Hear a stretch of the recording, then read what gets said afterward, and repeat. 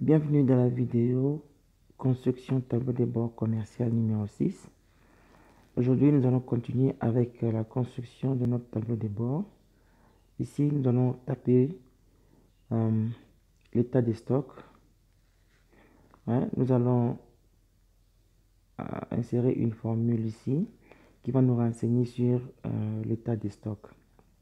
Nous avons vu que notre stock actuellement est de 3 produits, 3 cartons de café, 3 produits. Et nous avons inséré une formule, la condition ici, disant que si notre quantité en stock est inférieure ou égale à 5, on puisse avoir cette alerte-là. L'alerte qui dit qu'il faut commander d'autres produits. Alors, je vais aussi ajouter la mention si erreur devant la formule ici, pour que s'il y a une erreur, que rien ne puisse s'afficher. Donc, if error, si erreur,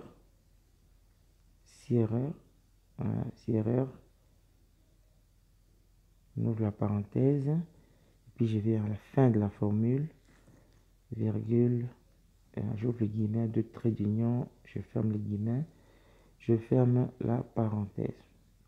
Voilà. Maintenant, pour l'état des stocks, nous allons poser une condition aussi. Donc, si notre stock actuel, si notre stock actuel est inférieur ou égal, pour ça nous disons est égal à 10. Si notre stock actuel est inférieur ou égal à 10, nous allons dire que notre état de stock, notre stock est faible. Notre stock est faible. Dans le cas contraire, il va afficher, il va dire que le stock est normal. Normal et faible. Ok. Voilà. On va taper la formule ici. Égale si, je tape en anglais, if, si, j'ouvre la parenthèse, la quantité en stock si est inférieure ou égale à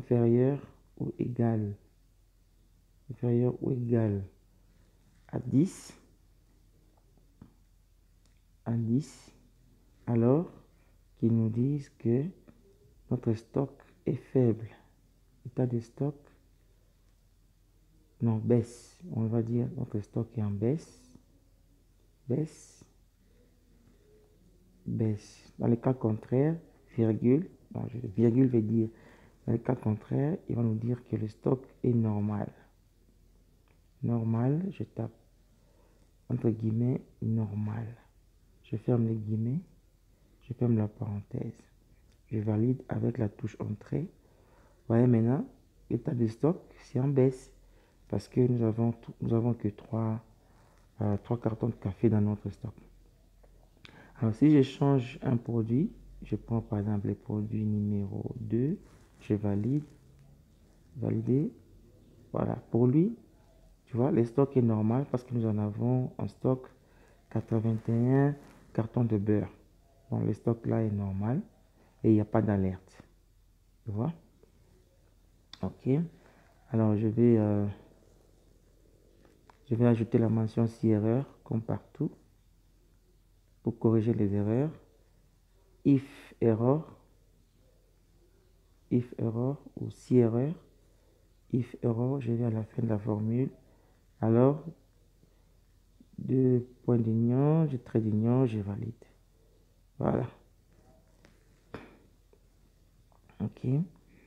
Alors, date d'achat pour ces produits ici. Okay. Je cherche la date d'achat de ces produits, des produits que j'ai sélectionnés. Là, c'est beurre. La date d'achat, c'est une recherche, c'est la recherche V, est égale à recherche V ou VLOOKUP. VLOOKUP, je ouvre la parenthèse. Voilà, VLOOKUP. VLOOKUP quoi? Je cherche le prix d'achat du beurre. Je tape beurre et puis virgule. Je cherche ça où? Dans le tableau produit. Je prends l'onglet produit. et je sélectionne les tableaux produits, les prix d'achat sur la deuxième colonne. Je sélectionne d'abord le tableau des produits, et puis virgule, quatrième colonne, deuxième colonne, virgule, je tape 0 pour avoir la valeur exacte. Je ferme la parenthèse, je tape entrée. Voilà, là il m'affiche la date sous format général. Maintenant je vais formater ça sous format de date. Le format de nombre, date, je prends ça, voilà. J'ai acheté ça le 1er juillet 2019. Ok. Alors ici, je vais choisir la dernière date. Donc, la date de la vente du dernier produit. Hein? Le dernier produit ou le dernier carton de beurre a été vendu quand? C'est ce que je vais avoir ici, date de vente. Et puis ici, la durée, je vais savoir combien de temps est-ce que ces produits-là ou le beurre a mis dans mon stock avant son épuisement. Alors ici, c'est une formule. Ceci est égal à la dernière date de vente moins la date d'achat. Voilà, il me donne un nombre qui n'est pas compréhensif. Je vais corriger ça parce qu'ici, je n'ai aucune date. Admettons, j'ai acheté le 1er juillet et je l'ai revendu au mois de juillet le 5. Mettons 2019, je valide. Ouais, il me donne ça. Alors, je vais formater aussi cette date ici en format, voilà. Et puis là, comme c'est un nombre, je ne vais pas le garder en format date. Je vais formater ça en format nombre. Hein, format de nombre. Il faut que ça soit général. Voilà. Ça fait 4 jours. Ouais. Du 1er au 5, c'est 4 jours. Ça, c'est exact. Hein? Exact. Maintenant, si je change une autre date, mettons, ici, je peux même ajouter jour. Je vais écrire ici jour, le nombre de jours. Je vais diminuer la police sur 9, même 10. Je mets ça sur 10 et puis je mets ça sur la couleur mauve. Voilà. Il me renseigne sur le nombre de jours que ces produits a mis dans le stock. Si je change de date, admettons ici le 10, ça fera 9 jours dans mon stock. Hein. Ça s'est épuisé après 9 jours. Voilà. Je change de produit. Je prends par exemple le produit 5. Je valide. Voilà. Le produit 5 mayonnaise a fait 8 jours avant son épuisement. Donc du 2 au 10. Voilà. Ça, c'est correct. Maintenant, nous passons à la comptabilité. Nous cherchons les prix d'achat de ces produits. Ok. Le prix d'achat, j'ai acheté la mayonnaise à combien? C'est la recherche, je vais toujours. Je viens ici, je tape égal VLOOKUP. VLOOKUP, je ouvre la parenthèse, je cherche le prix de la mayonnaise, virgule, ou dans le tableau produit, je sélectionne le tableau produit. Alors, les prix d'achat se trouvent sur la 40e colonne, prix achat, 1, 2, 3, 4. C'est la 4e colonne, je tape virgule, 4e colonne, virgule, 0 pour avoir la valeur exacte et je tape sur entrée. Voilà, ces prix doivent être en format monétaire. Je vais sélectionner tout ça, je vais le formater en format monétaire 46 et puis je vais pas des... Bon, je peux garder un décimal hein, après la virgule, la virgule, oui. Voilà. Donc, la mayonnaise, j'ai acheté à 55 $.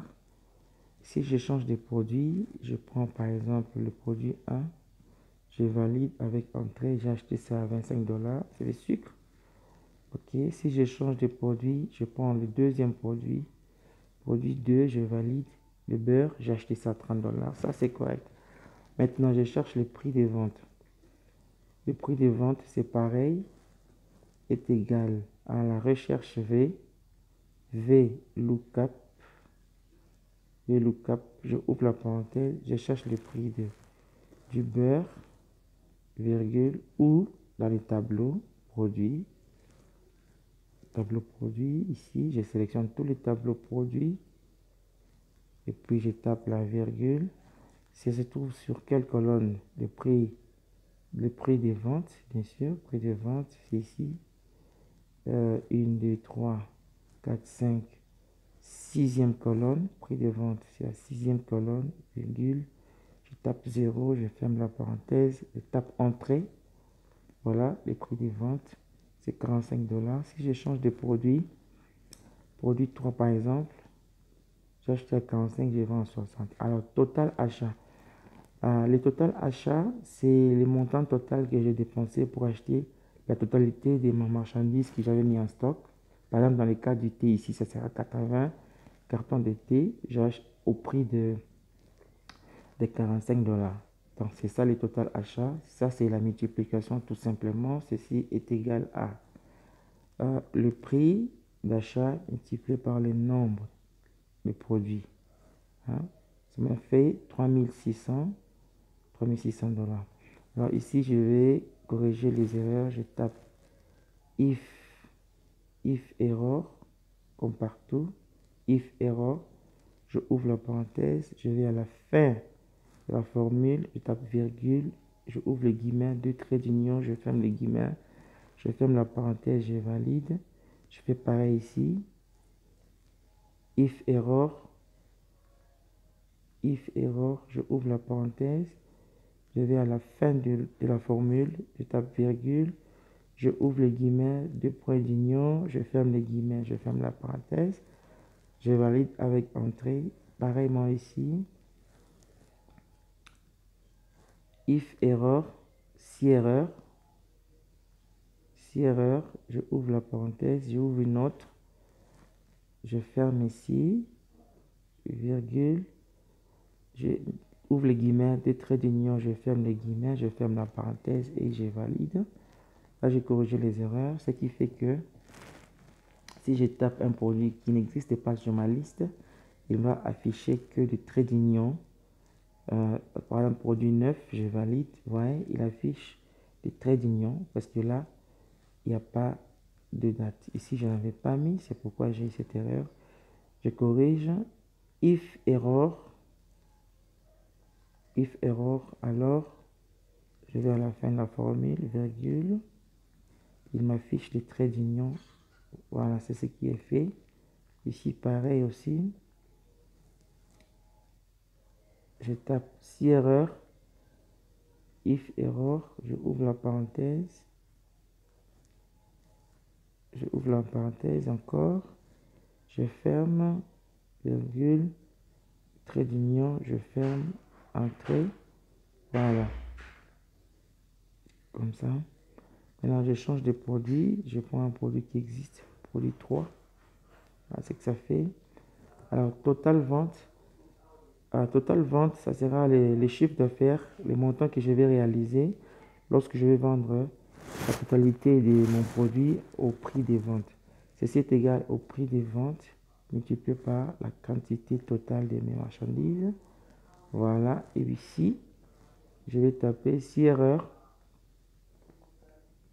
If error, je ouvre la parenthèse, je la ferme ici. Virgule, des traits d'union, je ferme et je valide. Voilà. Ça me fait ça.